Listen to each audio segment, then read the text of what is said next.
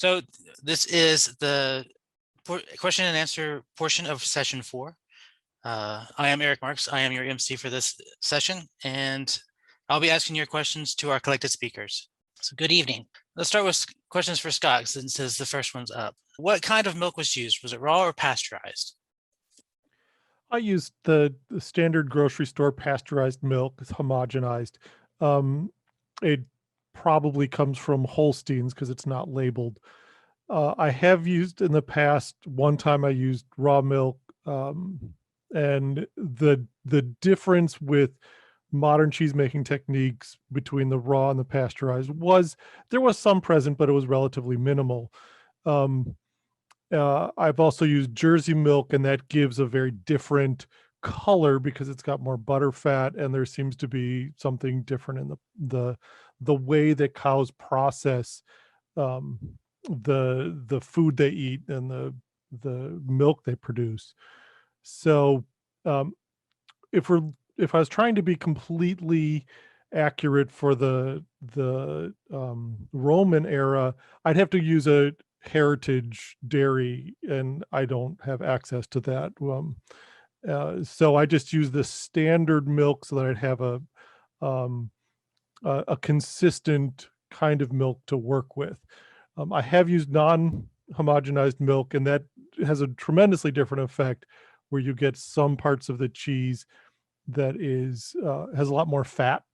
But for the most part, it's just standard grocery store milk that you can buy. It's homogenized and pasteurized. Thank you. There's 4 questions for you. So this is number 2. Was calcium chloride added to the milk to counteract the effect of pasteurization? No, because I didn't want to add another area of variability. Yes, I have reasonably accurate tools and measurement devices and all that, but even just a little bit of variation could add a level of variability to the process. And I didn't want to add that in. I wanted there, if there's going to be variation, to come from the process I used rather than a variation in the ingredients I used. And the amount of difference from the addition of calcium chloride in terms of cheese production at this level is really quite minor. And I probably would have lost as much just from spilling a little bit than I would have gotten the additional production calcium chloride from 1 quart of milk. Cool. Let's see. This is what kind of rennet was used? Have you experimented with any other rennet alternatives? Wild thistle, fig sap, etc.? I used the modern vegetable rennet. I've also used modern animal rennet, both liquid form. There's a comment from Columella about using dried rennet the size of a denier. So that's probably a dried piece of sheep stomach.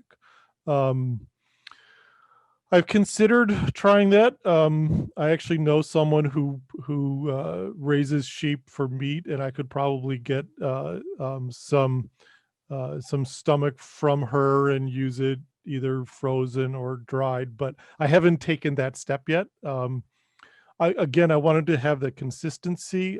One time I used animal rennet, and it was markedly unsuccessful. I think that the rennet may have been old, but the vegetable rennet has been very consistent. And again, I'm trying to keep to the variability to process rather than ingredients. I do know that Feral Monaco has produced cheese using fig sap very effectively.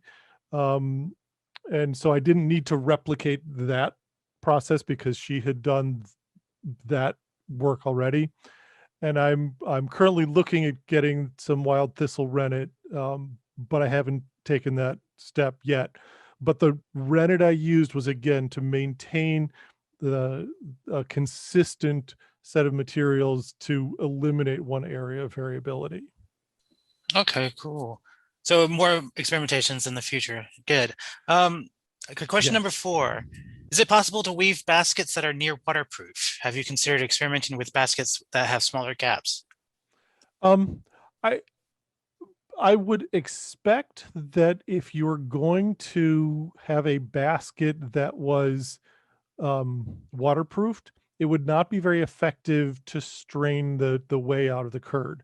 Uh, you could cover it with tar, and we certainly see that with tar, bitumen, a very wax, other sealing devices. But the process of basket making is almost by definition leaving gaps. You can have very fine woven basketry, but the images we have of Roman baskets um, don't show it that way. They appear to be, have some open weave, which works quite well as a cheese draining basket. The modern cheese draining baskets have a fairly similar size opening to the wicker ones that I used. The One of the images of the Roman baskets looks like it might be a slat type basket where there's a series of almost looks like vertical strips that are bound together with a diagonal weave. My basket maker, I'm not the basket maker, I did the ceramics. My basket maker said that she didn't know how to do that. That she'd be willing to try that at some point, but she doesn't really know how she would accomplish that form, and would need to practice before anything that was um, that could get to that level of sort of complex basket making. But I suspect if you tried to actually waterproof a basket, it would become less effective at draining the whey than even the ceramic vessel. And what you'd want would be a waterproofed um, woven material. And I don't think that would be that worthwhile, because a basket's a relatively a short-term object that you could keep them for a long time, but you could also make them fairly quickly. So you wouldn't need to go through that level of effort. I used these baskets, several times each, and there's no residual smell or anything from the baskets from the amount of liquid that it absorbed during the cheese making process. Okay, I have a question. Roughly how long do those baskets last? Have you had them long enough to see any kind of wear and tear on them? I've only had these for a few months, so I don't know what their long lifespan would be and or how many batches could be made from it. So that's something which I could find out. I suspect that I could potentially destroy one relatively easily if I used enough pressing weight. That was not my goal for this, um, but it would probably take quite a bit of wear before they broke down and were no longer usable. But I haven't had it long enough to be able to say. Okay, thank you so much. Um, let's start with questions for Bill, if you're here. The first one is, tell us more about the Imara people cook their potatoes. How they cook the potatoes, it's very interesting, and I alluded to this in the presentation. So I spent quite some time with both the Imara and a Quechua family, and every single way that they cook their potatoes, no matter if they steamed them or fried them or boiled them or baked them, they always peeled them, except for one instance. And this is really telling because it's not like the potatoes that I had in the presentation, which is a typical just sort of football lozenge shaped orb that you can peel in about 10 seconds with a peeler. These heirloom varieties of potatoes look more like a drupe of grapes in many cases, with all bunch of crevices and different shapes to them. And they peeled them with a knife, and it was quite an effort to peel all of these potatoes, no matter what they did. And it really spoke to the high level of toxins that the skin contains. So the one case that they didn't peel the potato was when they actually ate it with the clay, and they say that's because the clay is that incredibly effective. It is that effective to detoxifying the potato before they eat it. So most of the time, the Imara, and again, the group I was with there was in the Lake Titicaca region of Bolivia. They typically will consume their potatoes both as pasa, which is where they combine it with two different types of clays, and eat it baked. Or they will make something called chuno blanco or chuno negro. And I didn't go into that in the presentation, but that is, there's several different steps to that.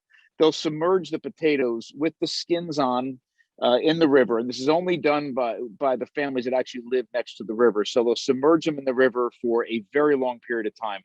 In the one case for about a month in the chuno negro.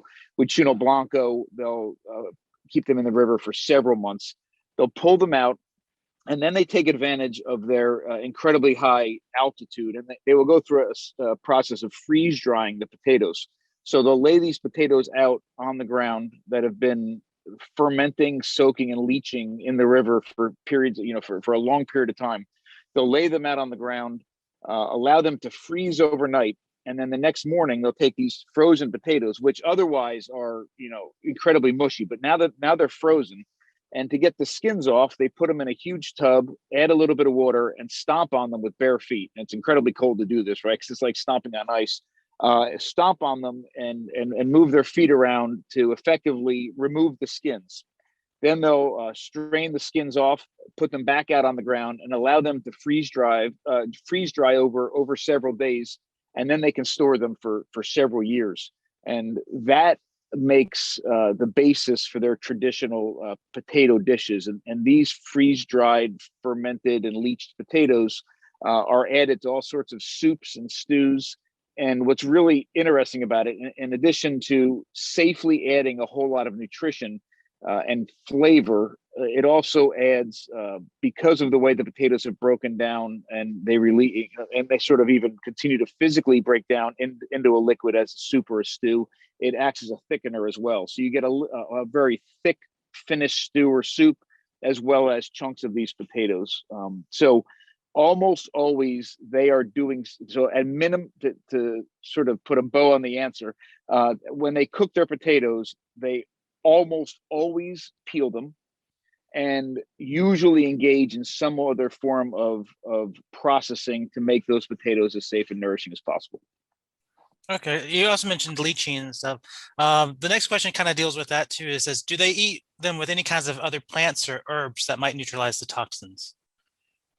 That's a fantastic question. They do eat them with several other plants. Most of those plants, they're used from what, and again, I was only there for several weeks, but from what I witnessed, plants don't make up a huge part of their diet. Plants beyond root vegetables and tubers and corms and these sorts of things.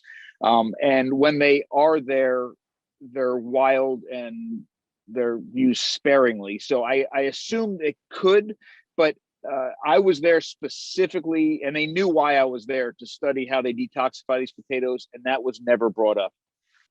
Okay. Question number 3. Does the lacto-fermentation process of the oxalates to negligible quantities in the potatoes? That is a fantastic question.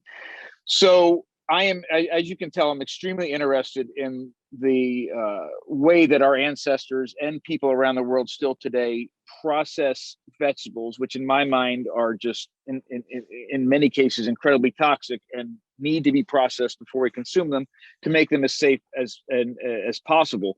And in many cases, we have figured out ways of doing this. But the one toxin that I am having incredible difficulty finding ways of really getting rid of to negligible amounts are the oxalates. And there's several ways to do this. And very quickly, the oxalates, are under a microscope, they look like tiny shards of glass, and they're incredibly dangerous to our bodies, and they build up over time. And especially the way that we consume massive quantities of the same plant as modern humans, they can become a real dietary health issue. Spinach is one of the leading issues in our diets today with oxalates, almonds, other sorts of things that we eat massive quantities of because we think some is good and more is better. But potatoes are another. Potato have these oxalates. Now there is some evidence to show, and we know that fermentation does help reduce the oxalates. There's some evidence to show that by consuming high oxalate containing foods and dairy at the same time, the calcium in the dairy can bind to the oxalates and help some of it pass through our bodies without incredible ill effects. But I have not yet been able to find a way that satisfies at least what I'm looking for, is a way to process plants to get the oxalates down to an incredibly safe level. And I will bring up one little anecdote that I think is important here. So I spent a year in Ireland doing research and ate massive quantities of potatoes while I was there. And when I was down in South America, it made the amount of potatoes that were eaten on a daily basis made the potato consumption in Ireland look like nothing. I mean, they hit massive quantities of potatoes every single day. And when I came back, I was speaking to a woman named Sally Norton, who's one of the world's leading authorities on plant oxalates at the moment. And I was telling her about my time there and what was going on, and how amazingly transformative these detoxification methods were in my mind to potatoes and all this. And she says, "Well, they weren't doing much of the oxalates." Sure. I said, "I don't know. These people were really, really healthy." And she said they didn't exhibit any health issues. She asked me if they did, and I said, "Well, no."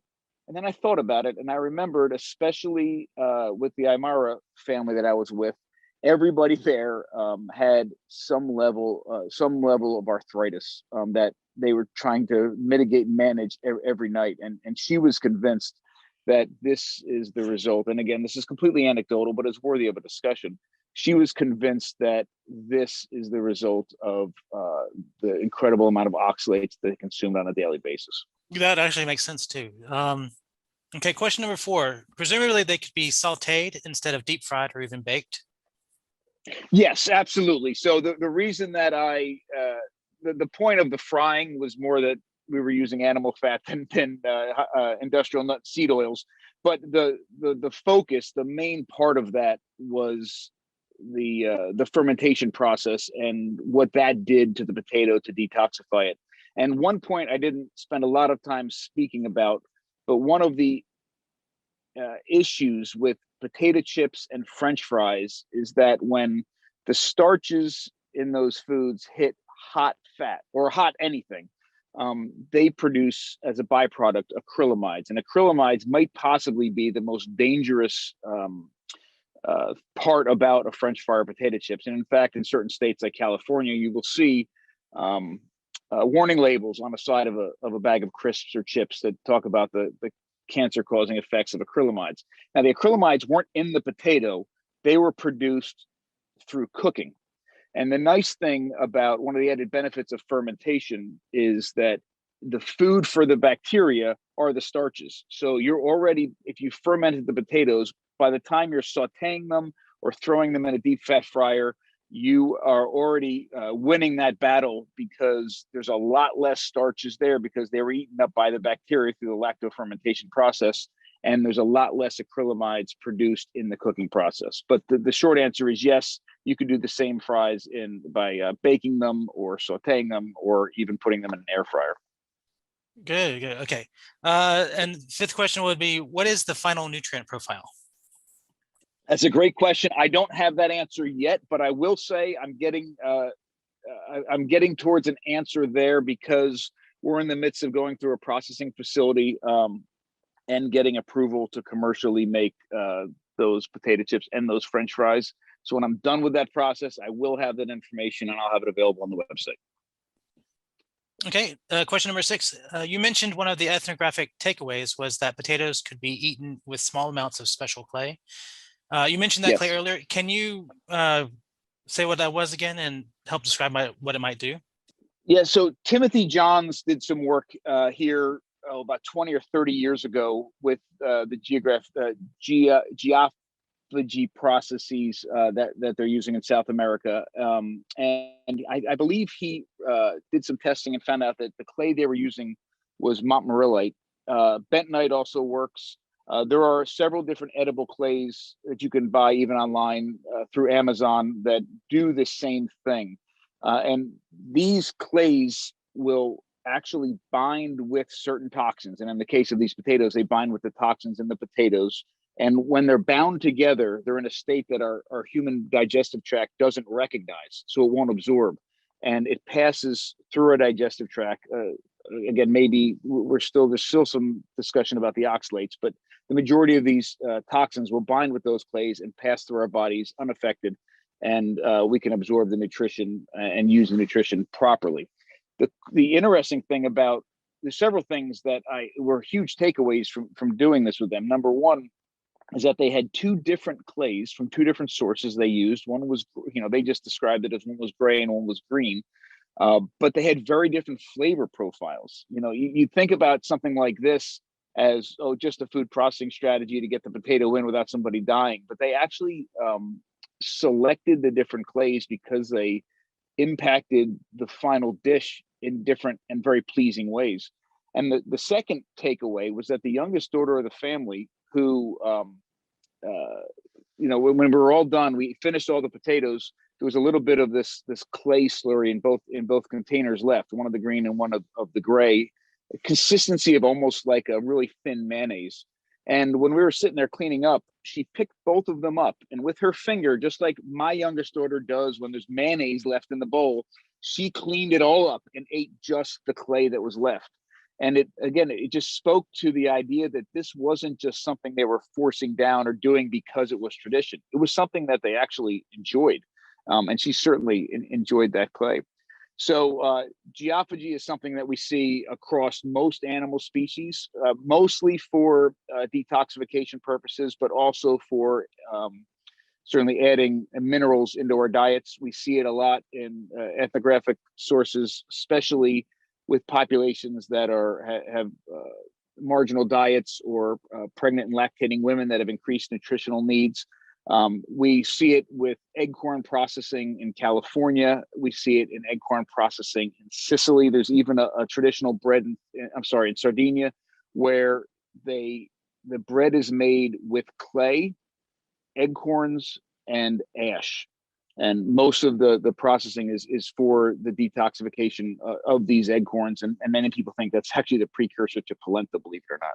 But geophagy is not uncommon in the ethnographic or archaeological record. Okay. Question number 7. What else can I make out of fermented potatoes? Do they have to be deep fried or boiled? Is mashed, shallow fried, or oven roast okay as well? Yeah, absolutely. Again, you can ferment these potatoes, and then from that point forward, take it in any direction that you like, and just treat it like a normal potato. There is, I forget the name. There's a famous restaurant in Copenhagen. I forget the name of it, but I can find out, and we can get it out somehow through EXARC. But there's a fermented potato bread that became sort of the hallmark of this restaurant. And they would ferment it in a slightly different way. But one of the things we're starting to explore is actually fermenting the potato and then making, a sourdough potato bread with it. But you could do anything you wanted after the fermentation process is over. The most important part is that it's gone through that fermentation process. And then remember and I know we're in a state of mind around the world, in sort of the zero waste state of mind. And I love that. And the way we're thinking about using everything we can, but there are just certain things we shouldn't use. So, especially with the leftovers of certain vegetables and vegetable water, if it's been fermented or if it's been boiled, we've spent millions of years figuring out ways to detoxify certain vegetables so we can consume them. And quite often those toxins are either water soluble or break down through fermentation. And the water was discarded, right? Because the bad stuff's in the water. So when you ferment these potatoes, listen, you want to throw it in your compost pit, fine. You want to do something else with it, fine. But don't throw it in your sourdough. Don't start using that water because you want to do zero waste stuff and cook pasta with it. Get rid of it. It's nasty, nasty stuff. All right, thank you so much. More My questions pleasure. are popping up, so I'll give you a break and I'll move on to Chelsea. Okay. All right, Chelsea. Copper alloy can be different mixes of copper, tin, lead, zinc. The physical properties vary considerably: melting points, viscosity, how brittle they are if hammered or bent. Although this may be in your paper, what alloy did you use and how did this match to historic samples? So to start answering the question, yes, changing the compositions of these different materials definitely does affect the properties. For example, a higher tin content in the bronze would lower the viscosity and give you a much smoother pour. You could fill your mold a lot easier, but that also leads to less ductility when it's being worked. So you'd be more prone to cracking. You'd have to do a lot more intensive of annealing during your working process. So yeah, changing the contents absolutely does affect the properties. And we experimented with a couple different compositions in our project. The one that we ended up settling on was about 88% copper, 11% tin, and about 1% antimony. We also experimented with just about pure copper, about 99.9%, and another composition of about 80% copper, 18% tin, and 2% antimony. And we had pretty varied results with all of those. And how did this match with historic samples again? So we had a lot of different sources for what their compositions actually were. So one example that we looked at was from Harvard University, and their system was about 80% copper, 4% tin, 5% lead, 7% iron, and the rest of it was a mix of other metals, nickel, arsenic, bismuth, mostly just stuff that would be in natural impurities from the ores that they used. We don't have a lot of great data on that, and some of the stuff we used, for example, the Moklos system is it's from Crete. A Cretan sample, and their bronze actually is about 95% copper and 2% tin. So something that we want to do in the future is we want to capture a wider range of compositions. So for this specific experiment, we were pretty limited as far as time and funding. So we only settled on these two similar compositions to try out. Right, so one of the major issues that we face actually is most of this data is coming from XRF sampling, which only gives us really a qualitative idea, not a quantitative idea of the different materials in each part of the system. And usually when we do get any hard data, like the data from Harvard's Semitic Museum, for example, they don't tell us what part of the system they're sampling. So we suspect that different portions of the system would have had different compositions, but we don't have enough data, and we haven't had any luck finding someone who let us sample a system. The second issue is compositions change through time. So we only really start getting true bronzes during the New Kingdom. So like reign of Thutmose III, when the empire is expanding into Syria and more materials are available. But we're looking at a wider range in our research. So we are experimenting with different compositions for that reason. Okay, thank you so much, Chelsea and Ben. Okay, I got a question here for Katarzyna. Could you give some examples of modern reactions to ancient fragrances? Are modern reactions to different scents similar? And are they embedded in cultural expectations? To answer the question, I'll probably start with the very end. So the market generally is quite full of modern, like oil-based perfumes that are so-called Arabic ones and African ones. And I think that this is what people expect. They expect something very loud, kind of a scent that, you know, when you go to like a modern perfumery like Sephora and you cannot breathe. So that's what people expect. And actually the reception of fragrances is very subjective.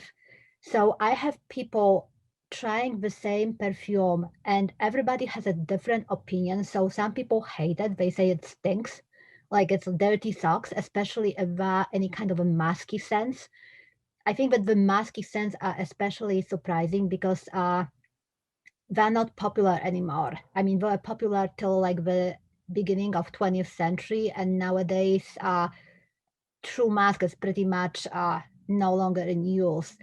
So I have people, it's very subjective. So some people love the same scent and some people hate. So I can have like a rate. I have 10 people and one will say that I love it, and the spectrum of liking or dislike goes to like, I hate this. I mean, I cannot stand the scent. And I have to say that some scents that are very kind of a cozy, like for example, the Roman My Myrrh, My Cinnamon, that reminds me of a Christmas cookie. I think it's like in general the favorite. So people actually like the scents that they seem to be familiar from like daily life. And yes, so I think that people's expectations are based on this kind of that it will be very strong scent. So they're surprised that it's actually delicate, and you will need to reapply that it's more something to be smelled by somebody who is intimate with the person wearing it. And so yeah, the range is, I mean, I have so many people who are testing for me by volunteers, and actually I have more volunteers that I can provide samples. And I mean, every single scent gives me a whole range of answers from like to dislike. There is a couple more questions. One is, love the fragrant beads. Is there enough evidence for earlier use of fragrance like Neolithic? Have you tried any of that? So it's really hard. So so we know that pretty much the beginning of 3rd millennium BCE in the Mediterranean region, the perfumes of the scents, the fragrances were definitely made and they were in use. As for the beads, I think that the earlier fragrant beads that we have any like physical evidence, and actually it's quite rare that we have them at all, it's actually from the pre-dynastic Egypt. I haven't recreated those, but the beads that were pretty much made out of bitumen and some resins. I think that they identify frankincense and myrrh in those. So I don't know how far the actual making of perfumes versus just like putting some herbs in a fire goes. It will be very hard to track where it actually started. We pretty much can say from the evidence when we have some kind of a production site, it's more like kind of industrialized under the control of a local authority. So we can say it's like definitely by the beginning of the 3rd millennium BCE, there was definitely something in people were using perfumes, at least for the elite use. But how far it goes, I think it will be very hard to actually pinpoint the actual date. Okay, good. And finally, there's mentions in the Discord server of Kefi and rose petal beads. Have you ever tried them or So, making it? so Kefi, I mean, this is something like pretty much a standard one. There are so many recipes, and I mean, I am more into things that are very rare. There are many people who recreate different Kefis, and I mean, there was like Edfu recipes, there are the Dioscorides. There are actually recipes in the Byzantine writings that are copied from earlier sources. And Kefi at some point actually survived into 16th century as a kind of a antidote, teriac.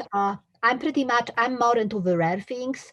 The rose beads, so I made the traditional Rodides, so this is the beads from Dioscorides recipe. And then actually I made the full version with the iris rhizomes and costus. And they're actually amazing. They really keep, I mean, if you wear them as a necklace, they really make your like skin, like you smell mostly the costus instead of your sweat. So they're working. And this recipe actually made it into the Eastern Empire tradition. And it was pretty much later on used as a kind of a deodorant, where you make those beads larger and like larger trochus, and you use wine to like wet them a little bit and apply to the sweaty parts of your body. So it seems like the use was modified with time. So yeah, I made them. Okay, I've actually made some rose petal beads too, and I heard that they were from medieval time and they were used for making rosaries, and that's where the name comes from. So actually, this rosaries beads.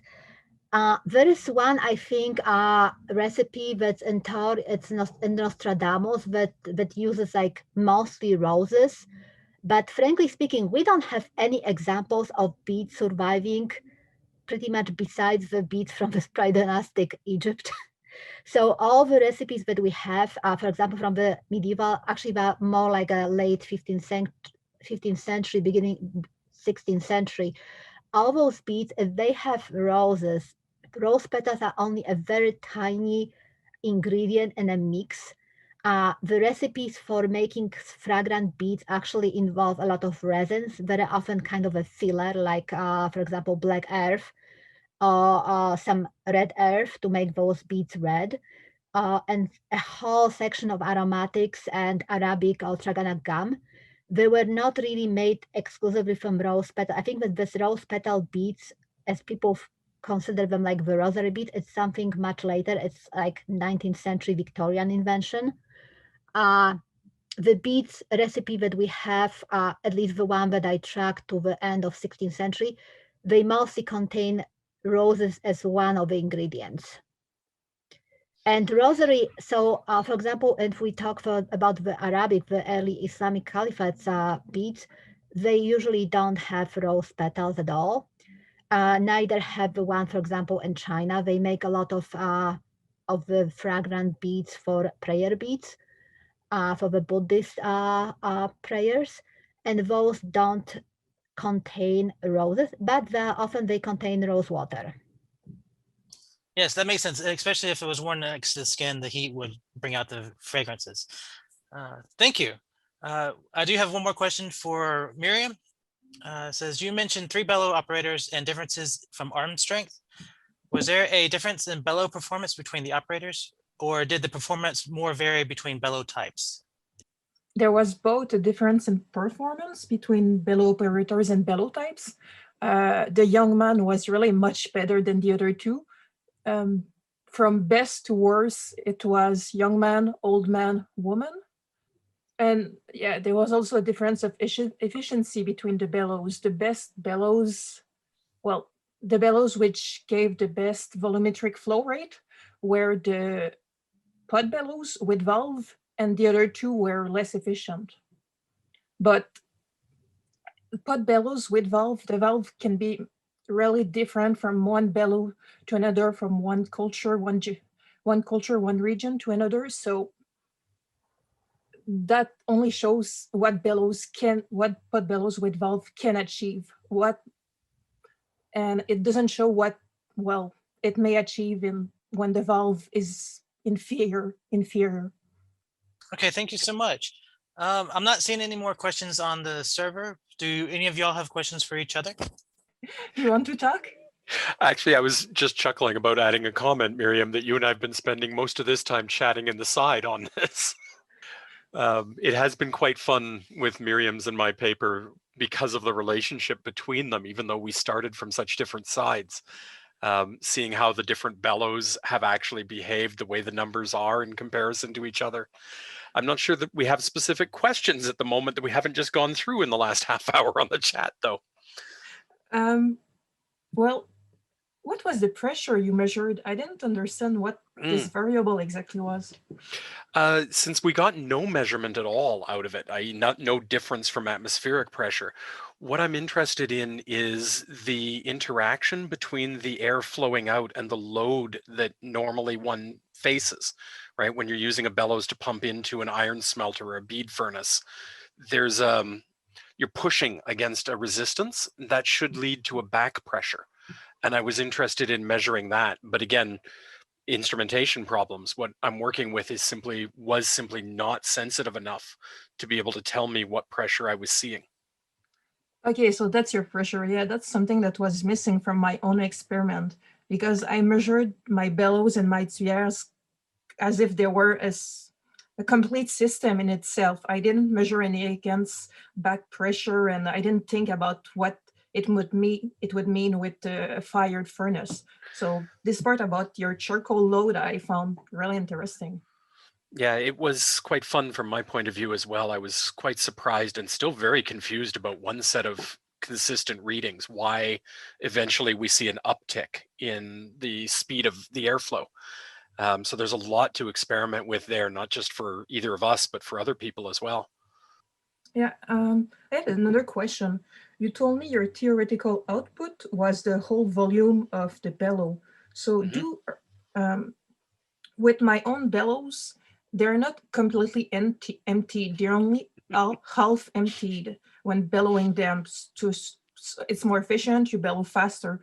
So is it different with the Viking bellows? Do you completely empty them normally? Well, theoretically, one can completely empty them. The problem is that when you do, it starts to impact the airflow because you're using a dual chamber design. You're looking to start chamber 2 before you quite finish chamber 1, and then you want to start reloading chamber 1 again before it zeroes out. And that raised the question of efficiency as an intriguing question, right? If you think about in 10 strokes, I completely exhaust 14 liters on each side, right? Times 10, that should give me 140 liters. What do I actually generate at the output end of the tuyere? Given that we're always leaving these aside, given that it's a lossy system, right? It's not like these are perfect seals. It's not like the leather where it's riveted onto the wood is absolutely non-permeable to air. So you're seeing a whole bunch of different places where the efficiency can go down. Hence, it was a piece of curiosity as well as a useful metric to look at what percentage of the expected air actually goes out. Okay, yeah. I asked because I thought of my efficiency more as the volumetric flow rate, which was reaching the furnace. Yes. That was my main measurement for efficiency. Yeah. And effectively, to me, that's a volumetric measurement where efficiency is compared to what your bellows could have hypothetically produced. What was that relationship? Were you getting 70%, 60%, or in our case, significantly lower than that of the hoped for air volumes? Okay, I do have a couple more questions that popped up. Neil, I think you already did this, but comment on the bellows output to purpose. Comment on the bellows output to purpose. Okay, I'm assuming that is related to the charcoal conversation there. There is because it's a semi-open, semi-sealed system, right? If you simply measure at the output end of the tuyere what percentage of air is going across, it gives you one number.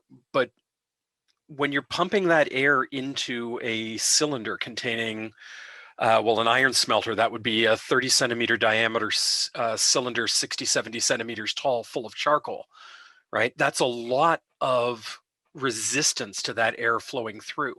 And as soon as you add that resistance, it increases the pressure of the air inside the bellows themselves. When you do that, every other place that air can leak out of those bellows is more likely to see that air leaking out due to that increased pressure. So as a result, you get very distinctly different numbers when you measure a bellows in an unloaded environment versus a heavily loaded environment. Thank you. Last question is for Barbara. It's about the difference between experimental archaeology in the UK and in California. I think what's happening is, at least in California and maybe a lot of the United States, this concept of experimental archaeology is just kind of beginning to filter through. We don't see a lot of campuses that have experimental archaeology classes per se. You might have the odd undergraduate or graduate student that might get into an experimental archaeology project, but you don't see the classes, at least what I have.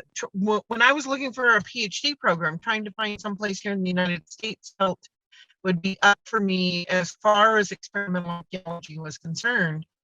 My experimental archaeology undergrad professor just retired a couple of years ago, and there's no one to replace him. So I understand that completely. Okay, a couple of questions or two thoughts came from Neil. On the volume uptick, could the increased pressure be affecting the gauge? It is certainly within the possibility. It's one of the things I really liked about Myriam's paper is she went with the pitot tubes instead of an anemometer, which produces a distinctly different pattern. There's some real advantages there. So it could be that as the pressure is going up, we're in some way causing a flow change that is impacting the vane anemometer in a way that isn't obvious, right? Fluid dynamics is a fairly fun field all by itself. I wish I knew. At the moment, it's just, there's that weird uptick when you go to that final bit of load that I don't have a good explanation for at this moment. Sorry, Neil, I can't hear you anymore. Yeah, I dropped off as I finished up that thought, Eric, waiting for you to throw out the next question. It says number 2, less likely could the increased pressure be changing the seals, reducing air leakage? Yeah, it absolutely could, right? It's a system that has a lot of points where we could see leakage. I'm not sure why continuing to increase the pressure would decrease a leakage in other places, which is what we'd have to get to see the increase in velocity.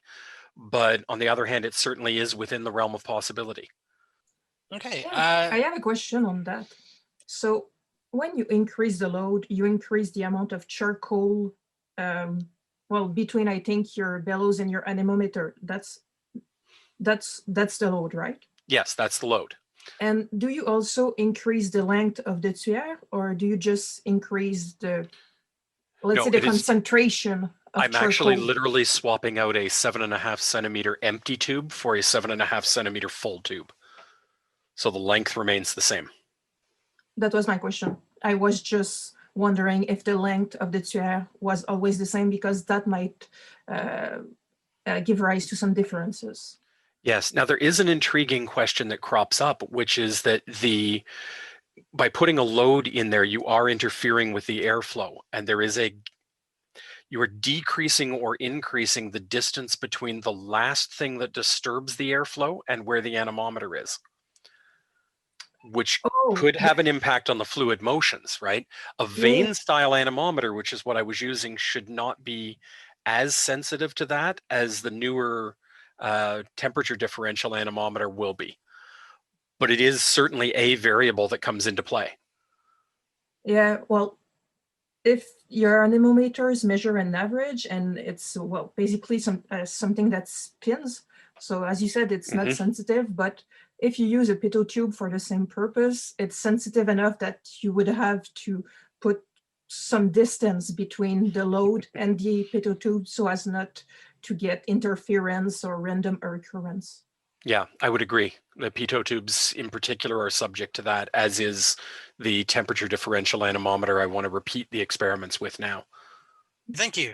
I want to thank everybody for coming, and thank you to our speakers tonight.